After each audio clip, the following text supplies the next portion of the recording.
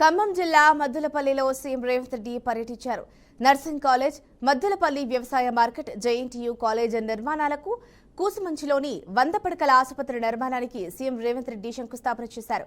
₹2కే kilo బియ్యం ఇచ్చి పేదవాడికి తెల్లన్నం పెట్టింది ఎన్టీఆర్ అని, ఎన్టీఆర్ స్ఫూర్తితోనే పేదలకు సన్నబియ్యం అందిస్తున్నామని సీఎం రేవంత్ రెడ్డి అన్నారు. కాంగ్రెస్ ప్రభుత్వం వచ్చాక ప్రతి పేదవాడికి ఇల్లు ఉండాలనే లక్ష్యంతో ఖమ్మం జిల్లాలో 4.5 లక్షల డబుల్ బెడ్రూమ్ ఇల్లు వచ్చాయని సీఎం తెలిపారు. బాధ్యత మన అందరి మీద ఉన్నది మిత్రులారా. అదేవిధంగా రెండవ వ్యక్తి ఉచిత కరెంటును అందించిన వాడు. ప్రతి పేదవాడికి ఇందిరమ్మ ఇల్లు ఉండాలి అని 2004 సంవత్సరంలో ముఖ్యమంత్రిగా మొట్టమొదటిసారి బాధ్యత చేపట్టిన ఎల్బీ స్టేడియంలో మొదటి సంతకాన్ని రైతులకు ఉచిత కరెంటు ఇవ్వాల్సిందే. తెలంగాణ రైతాంగాన్ని ఆదుకోవాలి. కాలిపోతున్న మోటార్లు, పేలిపోతున్న ట్రాన్స్ఫార్మర్లను అన్నిటిని కూడా సరిదిద్దాలి అని ఉచిత కరెంటు మీద మొట్టమొదటి సంతకం పెట్టి ఆనాడు ఉచిత కరెంటు రైతులకు ఇవ్వడమే కాకుండా దాదాపుగా 1300 కోట్ల రూపాయల రైతుల బకాయిలను రద్దు చేయడమే కాకుండా వేలాది రైతుల మీద ఉన్న క్రిమినల్ కేసులను రద్దు చేసి మొదటి సంతకం పెట్టింది డాక్టర్ వైఎస్ రాజశేఖర్ రెడ్డి. వారి స్ఫూర్తిగా ఆనాడు 7 గంటలు ఉచిత కరెంటుతో ప్రారంభమై ఈనాడు పేదలకు, రైతులకు 24 గంటల వ్యవసాయానికి ఉచిత విద్యుత్తును ఇవ్వడమే కాకుండా ఈనాడు మిత్రులు బట్టి విక్రమార్క గారి శాఖలో ప్రతి పేదవాడి ఇంటికి 200 యూనిట్లు ఉచితంగా కరెంటు ఇవ్వాలని 52 లక్షల పేదల కుటుంబానికి 200 యూనిట్లు ఉచిత కరెంటు, ఈ రోజు 30 లక్షల పంపు సెట్లకు 24 గంటల ఉచిత కరెంటును ఈ రోజు మనం అమలు చేస్తున్నాం. ఆనాడు 2004 నుంచి 2014 వరకు 10 సంవత్సరాలలో ప్రతి పేదవాడికి తండాలలో, గూడాలలో, మారుమూల పల్లెల్లో ఇందిరమ్మ ఇండ్లు కట్టాలి, పేదవాడి ఆత్మ గౌరవాన్ని నిలబెట్టాలని 25 లక్షల ఇండ్లను ఆనాడు డాక్టర్ వైఎస్ రాజశేఖర రెడ్డి గారు యూపీఏ ప్రభుత్వంలో సోనియా గాంధీ గారు పేదలకు ఇండ్లు ఇచ్చారు. మరి తెలంగాణ వచ్చిన 10 సంవత్సరాలలో డబుల్ బెడ్రూమ్ ఇండ్లు అని మనల్ని ఊరిచ్చిండు.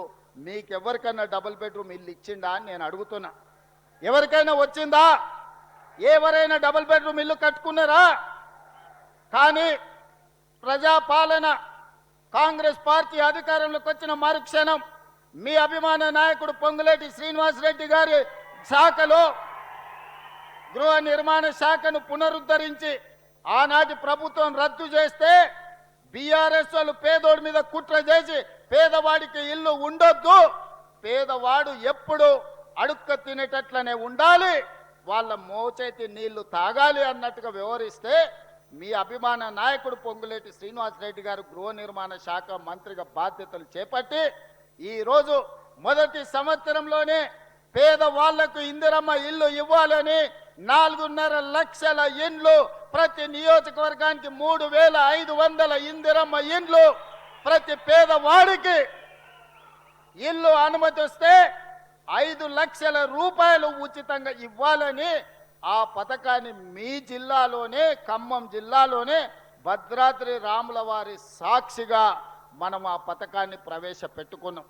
గృహ ప్రవేశాలు కూడా మళ్ళీ ఇక్కడనే వచ్చినాం. సన్న బియ్యం ఈ పథకాన్ని ఒక గిరిజనుల ఇంట్లో నేనే స్వయంగా ఖమ్మం వచ్చి ఏ బియ్యం అయితే మనం ఉచితంగా ఇస్తున్నామో ఆ బియ్యంతోనే వడ్డిస్తే ఆ బియ్యంతోనే అన్నము ఈ ఖమ్మం జిల్లాలోనే నేను తిన్నా. ఈరోజు ఈ ఖమ్మం జిల్లాలో ఇచ్చిన ఇందిరమ్మ ఇండ్ల గృహ ప్రవేశానికి పేదవాళ్ళ కళ్ళల్లో ఆనందం చూడడానికి వచ్చి మొదటి సంవత్సరంలోనే 4.5 లక్షల ఇండ్లు పేదవాళ్లకు అందుబాటులోకి తీసుకొచ్చినాం. మళ్ళీ ఏప్రిల్ తర్వాత 2వ విడత కూడా పేదవాళ్లకు ఇందిరమ్మ ఇండ్లు ఇచ్చే బాధ్యత, ముఖ్యంగా పట్టణ ప్రాంతాలలో ఉన్న పేదలకు కూడా ఇండ్లు ఇచ్చే బాధ్యత కాంగ్రెస్ పార్టీ తీసుకుంటుంది. వాస్తవంగా 10 సంవత్సరాలు చంద్రశేఖరరావు గారి చేతికి 20 లక్షల కోట్ల రూపాయలు వచ్చినాయి. 20 లక్షల కోట్ల రూపాయలు ఎక్కడికి పోయినావో నాకు తెలియదు. కానీ ఒకవేళ ఆనాటి ప్రభుత్వం సంవత్సరానికి 2 లక్షల ఇండ్లు కట్టున్నా 10 ఏళ్లలో 20 లక్షల ఇందిరమ్మ ఇండ్లు పేదవాళ్లకు కట్టించి ఉండే అవకాశం ఉండే డబుల్ బెడ్రూమ్ ఇండ్ల పేరు మీద పేదల్ని దగా చేసిండు తప్ప ఏ ఒక్కరికి కూడా ఇల్లు ఇవ్వలే. అందుకే ఈనాడు ప్రతి సంవత్సరం మన వెసులుబాటును బట్టి ప్రతి పేదవాడికి చివరి పేదవాడికి కూడా ఇందిరమ్మ ఇల్లు మంజూరు చేసి ఆత్మ గౌరవంతో బ్రతికే విధంగా ఈరోజు ఇందిరమ్మ ఇండ్లను కొనసాగిస్తున్నాం. రాజశేఖర రెడ్డి గారు ప్రవేశపెట్టిన ఇందిరమ్మ ఇండ్ల పథకాన్ని ఈనాడు మన ప్రభుత్వం కొనసాగిస్తుంది. ఎక్కడ కూడా రాష్ట్రాలు వేరైనా, ఈనాడు ఆ పార్టీలు వేరైనా, వాళ్ళ కుటుంబాలు వేరే పార్టీలో ఉన్నా ఎన్టీ రామారావు గారిని, వైఎస్ రాజశేఖర రెడ్డి గారిని ఆదర్శంగా తీసుకొని తెలంగాణ రాష్ట్రంలో సంక్షేమ పథకాలను అమలు చేసే ప్రయత్నం మన ప్రభుత్వం చేస్తుంది. అది అమలు చేయడానికి నా సహచర మంత్రివర్గ మిత్రులు అందరూ ఇవాళ మనకు సహకరిస్తున్నారు. మిత్రులారా, 2 సంవత్సరాలు పూర్తి చేసుకున్నాం. ఈ మధ్యలోనే 5 సంవత్సరాల కోసం ఎన్నికైన ప్రభుత్వాన్ని మొదటి సంవత్సరం పూర్తిగాక ముందు నుంచే ఒక పక్కన శుక్రాచార్యుడు, ఇంకొక పక్కన మారీచుడు, సుబాహుడు బయలుదేరినరు మీరు దిగాల్సిందే అని. శుక్రాచార్యుడి గురించి, మారీచుడి గురించి నాకంటే రామాయణం తెలిసిన మీకే ఎక్కువ తెలుసు. ఆనాడు పురాణాలలో దేవతలు యజ్ఞాలు యాగాలు చేస్తుంటే వాటిని భగ్నం చెయ్యాలి, సామాన్య ప్రజలకు మేలు కోసం ఆనాడు దేవతలు యాగాలు చేస్తుంటే పేదలకు మేలు జరగొద్దు అని ఆ యాగాలను భగ్నం చేసే పని మీద రాక్షసుల కులగురువు, బ్రహ్మ రాక్షసుల కులగురువు బకాసురుడు లాంటి వాళ్ళను, మారీచుడు లాంటి వాళ్ళను, రావణాసురుడు లాంటి వాళ్ళకు కులగురువు ఎవడంటే శుక్రాచార్యుడు. భూ బకాసురులకు, ఈరోజు భూ కబ్జాదారులకు, ఈరోజు హత్యలు చేసేటోళ్లకు, ఆక్రమించుకునేటోళ్లకు అధికారాన్ని అడ్డం పెట్టుకొని తెలంగాణ రాష్ట్రాన్ని దోసుకునేటోళ్ళకు కూడా ఒక శుక్రాచార్యుడు రాక్షస కులగురువు ఉన్నాడు. ఎక్కడున్నాడా? ఎర్రవల్లి ఫామ్ హౌజ్లో ఉన్నాడు. ఎర్రవల్లి ఫామ్ హౌజ్లో ఉండి పన్నాగాలు పన్నుతుంటాడు. శకుని మామ పన్నినట్టు పన్నాగాలు పన్నుతుంటాడు. దుర్యోధన వంశాన్ని ఎంబడి పెట్టుకొని ఏదో రకంగా ఈరోజు కుట్రల కుతంత్రాలతోనే ప్రజా పాలనను, పేదల ప్రభుత్వాన్ని పడగొట్టాలని ఆలోచన. తమిళగ వెట్రిగలగం మధ్యనేత నటుడు విజయ్ కు కేంద్ర దర్యాప్తు సంస్థ మరోసారి సమన్లు జారీ చేసింది. కరువు తొక్కిసలాట ఘటనకు సంబంధించిన కేసు విచారణలో భాగంగా సోమవారం ఢిల్లీలోని తమ కార్యాలయంలో హాజరు కావాలని ఆదేశించింది. ఈ మేరకు విజయ్ ఈ సాయంత్రం ఢిల్లీకి బయలుదేరనున్నట్లు తెలుస్తోంది. 2025 సెప్టెంబర్ 27న కరూరులో విజయ్ నిర్వహించిన రాజకీయ ప్రచార కార్యక్రమంలో భారీగా జనం తరలి రావడంతో తొక్కిసలాట జరిగింది. ఈ దుర్ఘటనలో 41 మంది ప్రాణాలు కోల్పోయారు. ఈ ఘటన తమిళనాడు వ్యాప్తంగా తీవ్ర సంచలనం సృష్టించడంతో దర్యాప్తు బాధ్యతను సీబీఐ చేపట్టింది. సుప్రీంకోర్టు మాజీ న్యాయమూర్తి జస్టిస్ అజయ్ రాస్తోగి నేతృత్వంలోని కమిటీ ఈ విచారణను పర్యవేక్షిస్తోంది.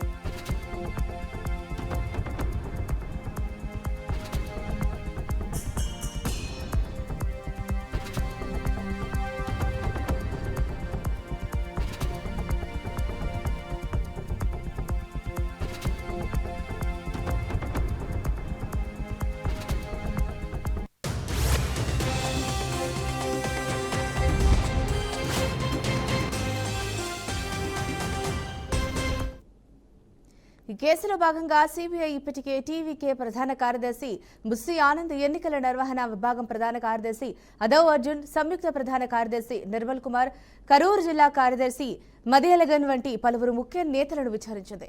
వారిచ్చిన సమాచారం ఆధారంగా విజయ్ను ప్రశ్నించాలని నిర్ణయించింది. ఇందులో భాగంగానే నెల 12న విజయ్ తొలిసారి ఢిల్లీలో సీబీఐ ఎదుట హాజరయ్యారు. ఆ రోజు అధికారులు ఆయన్ను సుదీర్ఘంగా ప్రశ్నించారు. కరూరు సభ ఏర్పాట్లు ఎవరు చేశారు? భద్రతా చర్యలపై ముందస్తు సమాచారం ఉందా? సభాస్థలికి ఎందుకు ఆలస్యంగా వచ్చారు వంటి కీలక ప్రశ్నలు అడిగినట్లు సమాచారం. పొంగల్ పండుగ తర్వాత మరోసారి నోటీసులు జారీ చేసి 2వ దశ విచారణకు పిలిచారు. ఈ ఘటనలో బాధ్యులను గుర్తించే పనిలో దర్యాప్తు సంస్థ వేగం పెంచింది.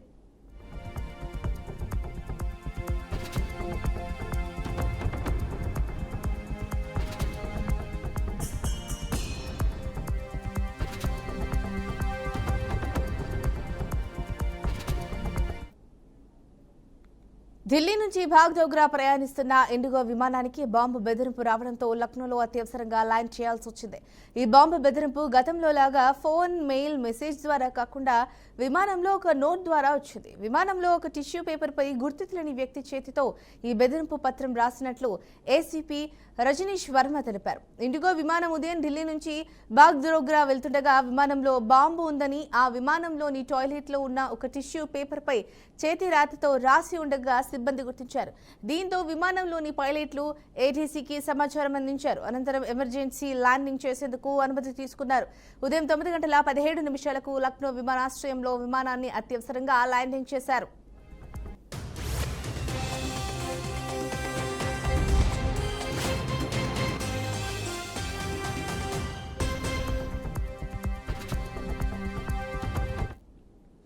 ఈ సమయంలో విమానంలో 230 మంది ప్రయాణికులు, 7 సిబ్బంది ఉన్నారు. విమానం ల్యాండ్ అయిన వెంటనే బాంబ్ స్క్వాడ్, సిఐఎస్ఎఫ్ సిబ్బంది తనిఖీలు నిర్వహించారు.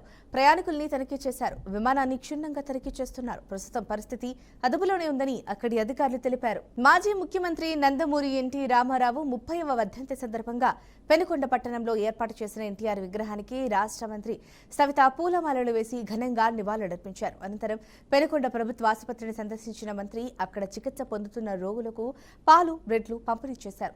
ఎన్టీఆర్ ఆశయాలు ఆంధ్రప్రదేశ్లో ఎల్లవేళలా కొనసాగుతున్నాయని తెలిపారు. ఎన్టీఆర్ ప్రవేశపెట్టిన ₹2 బియ్యం, గృహ నిర్మాణాలు వంటి పథకాలు నేటికి దేశవ్యాప్తంగా అమలవుతున్నాయని గుర్తు చేశారు. ఎన్టీఆర్ పాలనలో ప్రజలు సుఖ సంతోషాలతో జీవించారని ఆమె పేర్కొన్నారు. రెపరెపాలాడుతుందన్న విషయం మీకు అందరికీ తెలియజేస్తూ, మరి మనం అన్న నందమూరి తారక రామారావు గారి ఆశయాలని మనం ఎల్లలా మరి ఎప్పటికప్పుడు మనం కొనసాగించవలసిందిగా మనం కోరుకుంటూ, మరి అదే స్ఫూర్తితోనే మన విజనరీ లీడర్ మాన్యశ్రీ ముఖ్యమంత్రి చంద్రబాబు నాయుడు గారు అని నందమూరి తారక రామారావు గారి ఆశయాల్ని కొనసాగిస్తున్నారు. మరి తాతగారి స్ఫూర్తిని, తండ్రి గారి అనుభవంతో మరి మన యువగల అధినేత నారా లోకేష్ బాబు గారు కూడా మన తెలుగుదేశం పార్టీని భుజస్కంధాలపై వేసుకొని ఈ రోజు ఎంతో బాధ్యతగా తెలుగుదేశం పార్టీ కుటుంబ సభ్యులందరూ నా కుటుంబ సభ్యుల్లా భావించే యువ నాయకుడు మన యువగల అధినేత నారా లోకేష్ బాబు గారు. అందరం కలిసి మన పార్టీని మరింత బలోపేతం చేయాలి, మన రాష్ట్రాన్ని మరింత అభివృద్ధి బాటలో తీసుకెళ్ళడానికి మనం అందరం సహకరించాలి.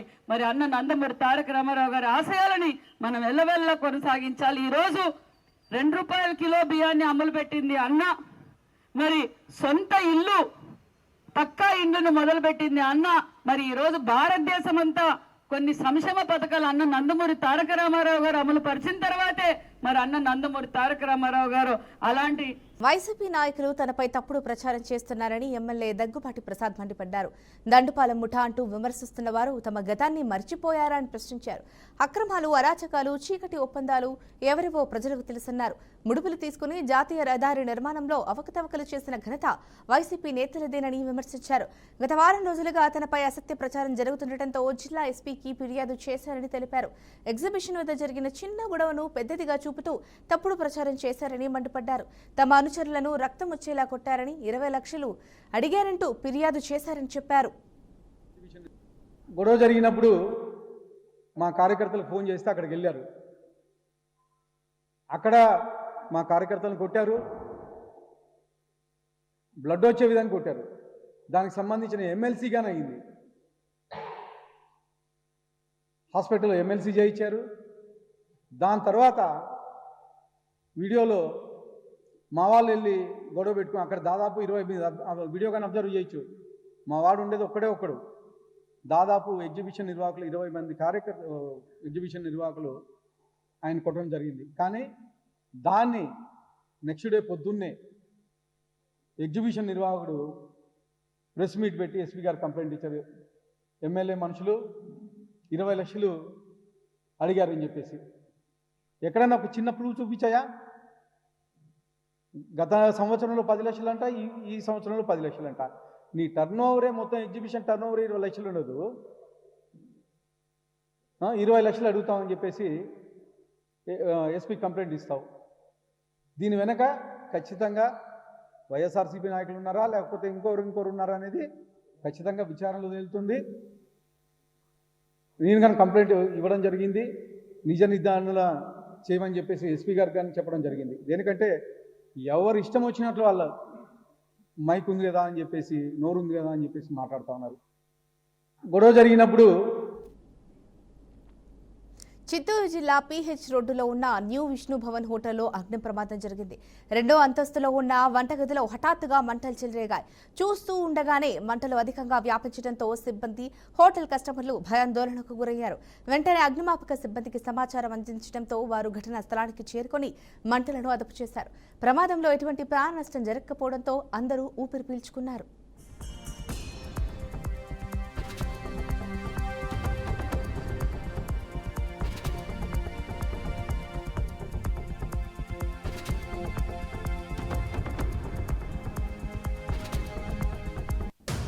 సత్యసాయి జిల్లా కదిరి పట్టణంలో రోడ్లు భద్రతా వారోత్సవాలు ఘనంగా నిర్వహించారు. అందులో భాగంగా ఆర్టీ అధికారులు టాక్సీ యూనియన్ డ్రైవర్లకు, వాహనదారులకు రహదారి భద్రతా నియమాలు, నిబంధనలపై అవగాహన కల్పించారు. వాహనాలను నడిపేటప్పుడు వాహనం యొక్క కండిషన్ పరిశీలించాలని ఎంవీఐ వరప్రసాద్ తెలిపారు.